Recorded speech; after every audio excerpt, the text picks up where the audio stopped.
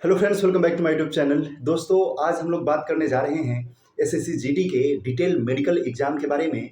जो भी साथी एसएससी जीडी का फॉर्म भरे हैं या एसएससी सीपीओ का फॉर्म भरे हैं या किसी हेड कांस्टेबल का फॉर्म भरे हैं और वो मेडिकल एग्जाम के लिए जाने वाले हैं, तो उनके लिए ये वीडियो है। ये वीडियो देखने के बाद आपको किसी भी प्रकार का डर, कन्फ्यूजन या किसी भी प्रकार का जो डाउट है वो नहीं बचेगा। इसीलिए आप इस वीडियो को अंत तक देखें और इसके साथ साथ हम कुछ ट्रिक्स या कुछ टेक्निक बताएंगे जिसके वजह से आपको थोड़ी सी सहूलियत प्राप्त होगी। तो सबसे पहले हम लोग बात करते हैं एसएससी जीडी के मेडिकल एग्जाम के बारे में। दोस्तों, ये जो मेडिकल एग्जाम है ये सीएपीएफ में किसी एक संस्था को दे दिया जाता है, जैसे सीआरपीएफ, बीएसएफ, और उसके द्वारा ये जो मेडिकल एग्जाम है उसको संचालित किया जाता है। और इसमें सीएपीएफ के जितने भी हिस्से हैं उसमें ये इसका आयोजन कराया जाता है, चाहे वो सीआईएसएफ हो, एसएसबी हो, बीएसएफ हो, आईटीबीपी हो या सीआरपीएफ का कैंप हो। ये जो डिटेल मेडिकल होता है दोस्तों, इसमें कम से कम 2 दिन का समय लगता है। पहला दिन जो आपका एडमिट कार्ड आता है उस पे जो डेट दिया रहता है उसके हिसाब से आपको उस दिन वहाँ पे रिपोर्टिंग करना होता है। और जब आप रिपोर्टिंग करते हैं तो आपको एक बड़े से ग्राउंड या बड़े से हॉल में बैठाया जाता है। तो उसके बाद आपका बारी बारी से बायोमेट्रिक लिया जाता है। बायोमेट्रिक लेने के बाद फिर से टिकट नंबर के अनुसार कि आपका टेबल नंबर क्या है उसके हिसाब से आपको एक साथ बैठाया जाता है। जैसे एक दिन में एक बोर्ड में 4 या 6 डॉक्टर रहते हैं और पर डॉक्टर पे 20, 25 या 30 कैंडिडेट बुलाए जाते हैं। जैसे एक नंबर टेबल है तो उसमें 20, 25 या 30 कैंडिडेट बुलाए जाते हैं। उसी प्रकार से दूसरा, तीसरा, चौथा और पांचवा, छठा, इस प्रकार से टेबल नंबर में डिवाइड कर दिया जाता है। और बायोमेट्रिक के बाद आपको आपका टेबल नंबर आपके टिकट नंबर के हिसाब से दिया जाता है और उसके हिसाब से आपको बैठाया जाता है। जब आपको आपकी टेबल नंबर अलॉट कर दिया जाता है तो आपको एक बड़े से हॉल में बैठाया जाता है और सबसे पहले आपका डॉक्यूमेंट वेरिफिकेशन होता है। डॉक्यूमेंट वेरिफिकेशन में सबसे पहले तो आपको जो एसएससी जीडी का जो एडमिट कार्ड है वो, फिर उसके बाद 10th का मार्कशीट और उसका सर्टिफिकेट, और इसके साथ उनका 2 कॉपी भी लगता है। उसके बाद इंटरमीडिएट का मार्कशीट और फिर उसका सर्टिफिकेट और फिर उसका 2 कॉपी भी लगता है। और कैंडिडेट जो इसमें अपना हायर क्वालिफिकेशन या एजुकेशन जो ग्रेजुएशन दिए होंगे तो वे भी अपना ग्रेजुएशन का मार्कशीट और सर्टिफिकेट लेकर के जाएंगे और उसके साथ उसका 2 कॉपी भी रखेंगे। इसके साथ साथ जो और महत्वपूर्ण डॉक्यूमेंट्स हैं उसमें आपका रेसिडेंस यानी निवास, और उसके साथ साथ जो आप आरक्षण लिए हैं, चाहे वो ईडब्ल्यूएस का हो, एससी एसटी का हो या ओबीसी एनसीएल का हो, तो वो भी आपका निर्धारित डेट से पहले का बना हुआ होना चाहिए और उसका 2 कॉपी भी आपको साथ में रखना है। इसके अलावा आपको अपने साथ 5 या 7 पासपोर्ट साइज फ़ोटो जो रिसेंट में आप खिंचवाए हैं उसको रखना है। और उसके साथ 2 कलम रख लीजिए, चाहे वो ब्लू चले या ब्लैक चले, और उसके साथ एक ब्लू जो फोटो वोटो चिपकाने में काम आए उसको आपको अपने फाइल में रखना है। इसके साथ साथ आपको आधार कार्ड और पैन कार्ड दोनों चीज पास में रखना है और उसका 2 कॉपी भी साथ में रखना है। जब आपका डॉक्यूमेंट वेरिफिकेशन हो रहा होता है तो उसमें आपको 4 या 5 पेज का एक फॉर्म दिया जाता है जिसमें आपको अपना रोल नंबर, नाम, पता और बाबूजी का नाम लिखना होता है। और उसमें करीब करीब 25 या 30 बीमारियों का या सर्जरी का इस तरह से लिस्ट बन के आता है जिसमें आपको उसमें टिक करना होता है यस या नो। जैसे कि आपको मिर्गी आता है, आपको कभी ऑपरेशन हुआ है या दौड़ते टाइम आपके घुटने दर्द करते हैं, उसमें आपका यस या नो का बॉक्स बना हुआ रहता है। उसमें आपको यदि प्रॉब्लम है तो उसमें यस करिए, नहीं तो नो करिए। वस्तुतः उसमें करना क्या होता है कि सभी जो बॉक्स है उसमें आपको नो टिक करना होता है, क्योंकि यदि एक भी में आप यस टिक किए तो आप डॉक्टर वहाँ पे डाउट करेगा कि आपको मिर्गी आ रहा है तो आप सेना में कैसे जाइएगा, या आपके घुटना अभी ही दर्द कर रहा है दौड़ने टाइम, तो फिर आप इस सेना में सर्वाइव कैसे कर पाइएगा। तो वहाँ पे जितने बॉक्स होते हैं उसमें आपको नो टिक करना होता है। उसके बाद अपना साइन, फिर नीचे डेट, और इस तरह से उसको सबमिट करके वहाँ पे जमा करना होता है। जब आपका डॉक्यूमेंट वेरिफिकेशन हो जाता है, मानिए कि फर्स्ट डे आपको 7 बजे रिपोर्टिंग टाइम दिया हुआ है तो 7 बजे आप सेंटर पे पहुंचे, आपका बायोमेट्रिक हुआ, आपका फिर डॉक्यूमेंट वेरिफिकेशन हुआ, फॉर्म भरे। उसके बाद ये प्रोसेस होने में लगभग पर टेबल का लगभग 1.5 या 2 बज जाता है। उसके बाद आपको एक्सरे और यूरिन और ब्लड टेस्ट के लिए लेकर जाया जाता है कि जो कैंपस होता है उसमें इतने सारे कैंडिडेट का एक्सरे या यूरिन या ब्लड टेस्ट करने की व्यवस्थाएं नहीं होती हैं। इसीलिए पास के जो शहर हैं उनके कोई सरकारी हॉस्पिटल या कोई प्राइवेट हॉस्पिटल वहाँ पे आपको लेकर जाया जाता है, और जो खर्चा का वहन होता है, जो एक्सरे कराने में होता है या ब्लड या यूरिन टेस्ट कराने में होता है, ये सरकार अपने पैसा से वहन करती है। तो आपको 2 या 3 बजे के बाद आपको एक्सरे के लिए, ब्लड और यूरिन टेस्ट के लिए लेकर जाया जाता है, और ये सारी प्रक्रिया होने में लगभग 7 से 8 बज जाता है। और उसके बाद आपको सेंटर पे ला करके आपको छोड़ दिया जाता है, और आप पुनः अपने रूम पे या जहां आप कमरा लिए हुए हैं या जहां आप ठहरे हुए हैं वहां पे आपको भेज दिया जाता है। और वहां के जो इंचार्ज होते हैं, जो सर होते हैं, वो अगले दिन के लिए कोई टाइमिंग बता देंगे कि अगले दिन आपको इतने बजे यहाँ पे आ जाना है, और उसके बाद आपका डिटेल्ड जो मेडिकल एग्जाम है वो होता है। इसमें जब आप सेकेंड डे आते हैं तो उसके साथ आपको पुनः अंदर लेकर जाया जाता है, और इसके साथ जब आप सेकेंड डे एंट्री लेते हैं या जब रिपोर्टिंग टाइम पे आप रिपोर्ट करते हैं तो उस टाइम आपका बायोमेट्रिक नहीं होता है। आपको सीधे जहाँ पे डिटेल मेडिकल एग्जाम होता है उसके ग्राउंड में या जो हॉल है उसमें आपको बैठा दिया जाता है, और डे 1 में आपको एक चेस्ट नंबर भी दिया जाता है जिसको आपको हमेशा पढ़ना होता है। तो वो चेस्ट नंबर आपको डे 2 में भी मिलता है, और आपका पुनः वहाँ से डिटेल मेडिकल एग्जाम स्टार्ट होता है। दूसरे दिन का जो इवेंट होता है, जहाँ से स्टार्ट होता है मेडिकल एग्जामिनेशन, वो है दोस्तों, पहले पहले तो आपको सीरियल वाइज, जैसे आपका चेस्ट नंबर है या आपका टिकट नंबर है उसके हिसाब से आपको 20 या 25 या 30 लड़के को बैठाया जाता है, और 5-5 या 7-7 लड़के बुला करके डॉक्टर पारी पारी से चेक करते हैं। फिर वो 5-7 लड़के को भेजते हैं, फिर अगले 5-7 लड़के आते हैं, फिर इनको भेज के फिर 5-7 लड़के, इस प्रकार से ये प्रक्रिया चलती है। जिसमें पहला इवेंट होता है वो आपका हाइट, चेस्ट, वेट और बीपी, हार्ट बीट, इसका मेजरमेंट किया जाता है। बीपी में एक तो नॉर्मली मेजर किया जाता है, जैसे आप गए ऐसे बैठाया गया, आपको यहाँ पे बांध के अपना बीपी और हार्ट बीट के लिए यहाँ पे उंगली में कुछ लगाया जाता है, जिससे आपका हार्ट बीट जो है वो मेजर कर लिया जाता है। लेकिन बीपी एक बार आपको पुनः दोबारा भी मापा जाता है, वो आपको 2 या 4 मिनट तक आपको जम करा करके फिर आपका बीपी या हार्ट बीट आपका मापा जाता है कि आपका जो डिफरेंस है एक नॉर्मली और जब आप दौड़ते हैं या कोई फिजिकल कार्य करते हैं तो उसमें आपका जो डिफरेंस है वो कितना रहता है। तो इसके लिए दोबारा भी आपका बीपी इस प्रकार से चेक किया जाता है। उसके बाद आपका कान का टेस्ट होता है कि कान में वैक्स है कि नहीं है, या पर्दा दिख रहा है कि नहीं दिख रहा है। तो इस प्रकार दूसरा जो इवेंट है उसमें कान का चेकअप किया जाता है। उसके बाद आपका जो मुंह है या दांत है कि दांत कितना है, कितना नहीं आया है, कहाँ पे सड़ा हुआ है, या कौन सा मतलब कोई क्लिप लगाया है, या कहीं पे टूटा हुआ दांत है या सड़ा हुआ दांत है, या दांत से कोई स्मेल आ रहा है। तो इस प्रकार की जो टेस्ट हैं ये सेकेंड या थर्ड इवेंट में की जाती हैं। उसके बाद जो अगला इवेंट होता है दोस्तों वो होता है नाक का। नाक में जो हड्डी होती है वो सीधे या टेढ़ा मुड़ी हुई है, जिसका टेढ़ा मुड़ा हुआ रहता है उसको सांस लेने में दिक्कत या परेशानी होती है, वो सिर्फ एक ही होल से सांस ले पाते हैं। जब उनको पहाड़ी एरिया में भेजा जाता है तो वहाँ ऑक्सीजन का लेवल और कम हो जाता है, और यदि आप एक छेद से अपना सांस ले रहे हैं तो वहाँ पे जाके आपका जो ब्रीथिंग कैपेसिटी है वो घट जाएगा और आपको दिक्कत महसूस होगा। इसीलिए इसमें भी लड़के छट जाते हैं। तो ये चीज़ भी आपको माइंड में रख के चलना है। नाक के बाद फिर से आपका चेक होता है आँख, और आँख में चेक क्या होगा दोस्तों कि उसमें कि आँखों का मूवमेंट कैसा हो रहा है। वहाँ पे जो सर होंगे या असिस्टेंट होंगे डॉक्टर के, वे आपको इस तरह से पेन दिखाते चलेंगे, इधर करेंगे तो आपको ऐसे मोड़ना होता है, फिर नीचे फिर ऊपर, और ये इस प्रकार से घूमते हुए रहेगा। आपको गर्दन नहीं हिलाना है, सिर्फ यहाँ आँखों का रोटेशन होगा कि ऊपर नीचे चारों तरफ सही से हो रहा है कि नहीं हो रहा है।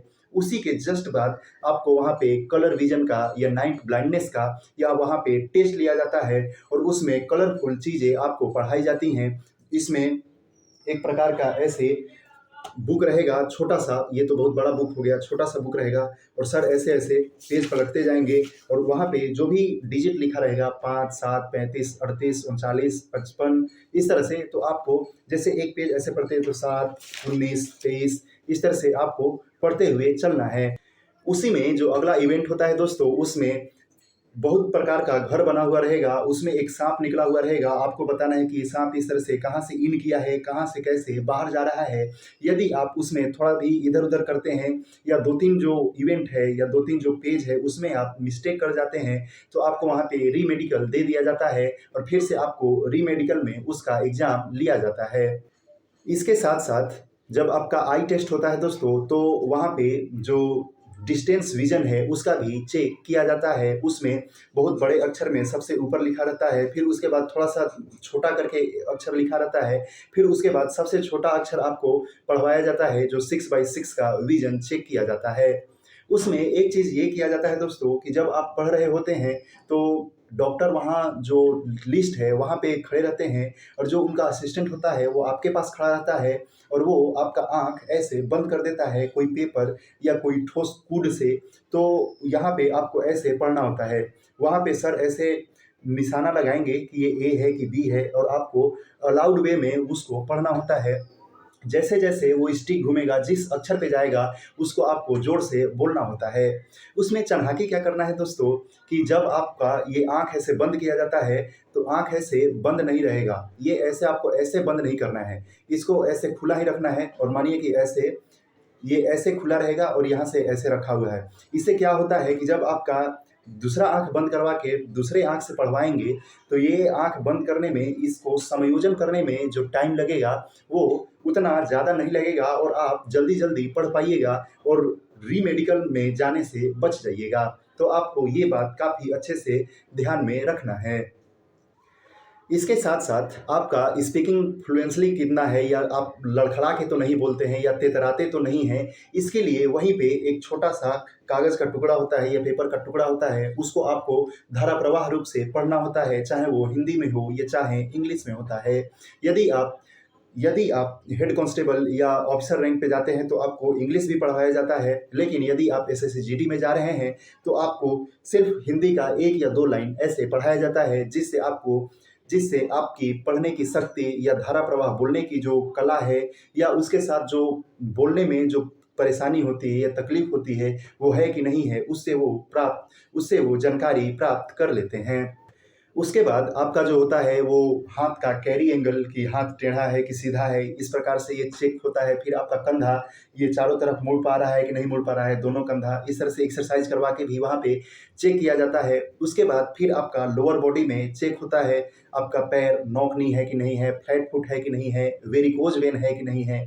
सबसे ज़्यादा जो दिक्कत महसूस करते हैं लड़के, वो है वेरिकोज वेन के बारे में। यदि आप वेरिकोज वेन से सफ़र कर रहे हैं, यदि आपको वेरिकोज वेन है या है कि नहीं है, कैसे पता करें, तो इसके लिए हम एक डिटेल वीडियो बनाए हैं 3 या 4 मिनट का, जिसमें बहुत सारे बच्चे जिनका वेरिकोज वेन था, वो इस वीडियो को देख रहे हैं और उसका इलाज वो कैसे कराएँगे और अपना इलाज करा रहे हैं और मेडिकल में पास कर रहे हैं। तो यदि आप वेरिकोज वेन के बारे में जानना चाहते हैं और यदि आपको वेरिकोज वेन है और उसका ट्रीटमेंट कराना चाहते हैं, तो आप उस वीडियो को ज़रूर जाके देखिएगा। हम उस वीडियो का जो लिंक है उसको कमेंट बॉक्स में पिन करा देंगे। तो ये चीज़ें जब आपकी टेस्ट होती हैं, उसके बाद जो आपका सेक्सुअल ऑर्गन होता है, उसका चेक डिटेल तरीके से किया जाता है और डॉक्टर अपने असिस्टेंट के साथ उसको अच्छे से चेक करते हैं। उसके अलावा आपके बॉडी में कहाँ निशान है, या सर फूटा है तो उसका निशान कहाँ है या कैसे फूटा हुआ है, यदि आपके बॉडी में कहीं खरोंच है या ज़्यादा गहरा निशान है, तो वो निशान कैसे बना, चाहे उसका कारण क्या था, ये आपको वहाँ पे डॉक्टर को एक्सप्लेन करना होता है और इस प्रकार से आपका मेडिकल कंप्लीट होता है। यहाँ पे जो सबसे ज़रूरी बातें हैं जो आपको हमेशा ध्यान में रखना है, वो ये है कि जैसे आपका मेडिकल 20 तारीख को है, तो आपको 16 तारीख से जो मोबाइल का यूज़ है वो काफ़ी कम कर देना है। आपका जो स्क्रीन टाइम है उसको बहुत कम कर देना है। यदि आप गाना सुन रहे हैं, तो ईयरफ़ोन या ईयरबड्स का यूज़ वहाँ पे बिल्कुल ख़त्म कर देना है। आपको समझना है कि मेरे पास ईयरबड्स या ईयरफ़ोन नहीं है। आपको गाना सुनना भी है तो ऐसे गाना बजा रहे हैं, पॉकेट में लेकर चल रहे हैं या हाथ में लेकर के चल रहे हैं, उस प्रकार से आप सुनिएगा, क्योंकि उस टाइम यदि कान को हल्का-फुल्का भी थोड़ा कुछ परेशानी हो गया, तो वहाँ पे आपको री-मेडिकल के लिए या वहाँ पे आपको अनफिट भी करार दिया जा सकता है। उसके साथ आपको अच्छी नींद लेना है। आपको कोशिश करना है कि आप 8 से 10 घंटा सोएं। यदि आप 8 से 10 घंटा सो रहे हैं तो आपका माइंड बिल्कुल बैलेंस रहेगा, कूल और काम रहेगा और किसी भी प्रकार की बेचैनी या हड़बड़ाहट नहीं होगी, जो कि मेडिकल एग्जाम के लिए काफ़ी आवश्यक रहता है। उसमें होता क्या है कि लड़के बहुत ज़्यादा उत्तेजित होकर के हड़बड़ाहट में या बेचैनी में या बहुत सारा टेंशन लेकर के अपना बीपी या कहीं कुछ करने में या कुछ पढ़ने में या कुछ सुनने में वे उल्टा सीधा कुछ कर देते हैं, जिसकी वजह से उनका री मेडिकल या अनफिट करार दे दिया जाता है। इसके साथ साथ आपको क्या करना है कि सुबह या शाम में आपको थोड़ा बहुत वॉकिंग करना है और थोड़ा बहुत फिजिकल एक्सरसाइज भी करना है, क्योंकि वहाँ पे 2-4 मिनट जब आपको जंप कराया जाएगा, 10-15 आपसे डिप्स लगवाया जाएगा या और कुछ फिजिकल एक्सरसाइज कराया जाएगा, तो आपको वहाँ पे थकावट महसूस ना हो। नहीं तो वहाँ पे होता क्या है कि जो लड़के एग्जाम दे करके या फिजिकल पास करके सिर्फ घर में बैठ जाते हैं और जब वो मेडिकल एग्जाम में जाते हैं, जब उनसे जंप कराया जाता है, तो वो थके हारे हुए बैठ जाते हैं या डॉक्टर के नज़र में आप एक योग्य कैंडिडेट माने जाइएगा। इसके साथ साथ आपको सुबह में घास पर नंगे पैर टहलना है। जब आप नंगे पैर घास पे टहलते हैं वो काफ़ी अच्छा रहता है। तो यदि आप 2-4 दिन सिर्फ ग्रास पे वॉकिंग कर लेते हैं और कुछ एक्सरसाइज कर लेते हैं तो आपको इतना सारा जो टेंशन है उससे आपको बचा करके रखेगा। इसके साथ साथ आपको अधिक से अधिक मात्रा में पानी पीना है और हेल्दी फूड आपको कंज्यूम करना है। यदि आप कुछ टाइम हेल्दी फूड नहीं खा रहे हैं, यदि आप कुछ बाहरी सामान खा रहे हैं, बाहरी छोला भटूरा समोसा जो भी आउटी मार्केट का जो चीज़ है वो खा रहे हैं, तो कहीं ना कहीं वो अपच करेगा, चाहे और भी आपके तबीयत पे जो प्रभाव डालेगा, जिसके वजह से आपको मेडिकल के एग्जाम में प्रॉब्लम हो सकता है। और जब आप ज़्यादा से ज़्यादा पानी पीते हैं तो आपका जो यूरिन है, चाहे जो मेंटल स्ट्रेस है, वो काफ़ी कम रहेगा और बीपी जो बढ़ने की संभावना रहती है उसको भी वो कंट्रोल करके रखेगा। जब आप मेडिकल के लिए अपीयर हो रहे हैं तो आपको और कुछ बातें ध्यान में रखना चाहिए कि आपका जो बाल है वो नीट और क्लीन होना चाहिए, अच्छे ढंग से कटा हुआ होना चाहिए। ये नहीं कि आप पूरा दाढ़ी बढ़ा के जा रहे हैं, कबीर सिंह जैसा बाल बना के जा रहे हैं, वो सब से आपको बचना है। जैसे एक फौजी या जैसे एक सोल्जर दिखता है, उसका जो डिसिप्लिन होता है उसको आपको मेंटेन करके चलना है। बॉडी का पूरा साफ सफाई करके जाना है। उसके साथ साथ आपको अच्छा धुला हुआ साफ सुथरा कपड़ा भी पहन के जाना है। आप एग्ज़ाम और पीईटी पास करके आए हैं और ये डिटेल मेडिकल एग्ज़ाम है, वो लगभग आखिरी पड़ाव होता है। यदि आपका नंबर अच्छा है और आप मेडिकल पास कर जा रहे हैं तो आपका जो जॉब है वो फिक्स हो जाता है। इसीलिए बहुत सारे लड़के तनाव में आ जाते हैं कि यदि हम एग्ज़ाम पास करेंगे कि नहीं करेंगे, होगा कि नहीं होगा, हम कहीं किसी में छट न जाएं।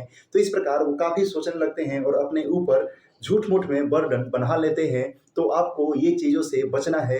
होगा तो होगा, ठीक है, नहीं होगा तो फिर अगले एग्जाम की तैयारी करेंगे। हमारे भैया कहते हैं कि जो हमारे हाथ में था वो तो हम कर दिए, चाहे वो फिजिकल की तैयारी हो, चाहे वो एग्जाम की तैयारी हो। एग्जाम में कितना मार्क्स आना था या आना चाहिए था वो मेरे ऊपर डिपेंड करता है कि हम इतना अच्छा पढ़े थे और इतना अच्छा मार्क्स आया।